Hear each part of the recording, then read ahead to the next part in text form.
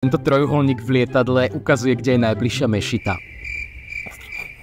To mi minule povedal kamoš, nie je to tak, Milan Bura mýty. Už boj kamoš nie je a nie je ani pravda to, že by trojuholník ukazoval, kde je najbližšia mešita, nedáva to logiku, však lietadlo sa hýbe, cestuje, otáča a mešity majú fixnú polohu, nie? Trojuholník neslúži ani pre cestujúcich a nie je to niečo, čo by vás malo zaujímať počas bežného letu do New Yorku. Totižto v prípade núdzovej situácie vo vzduchu, kedy letíme 800 km za hodinu, nie je čas strácať sekundy rozmýšľaním a trojuholník ukazuje okienko, odkiaľ je najlepší výhľad na krídlo. V prípade, že je nejaký problém s krídlom, uniká palivo, horí, čokoľvek, letuška vybehne, nájde trojuholníka, okamžite vie, že sa má cez toto okienko pozrieť, nemusí tak strácať dôležité sekundy, ktoré by mohli znamenať niekoho život, hej. Lietadlo má veľa takýchto symbolov a znakov, ktoré slúžia len pre posádku. Ani na ne nepozerajte, vychutnajte si tú bagetu a kávu a cestujte bezpečne.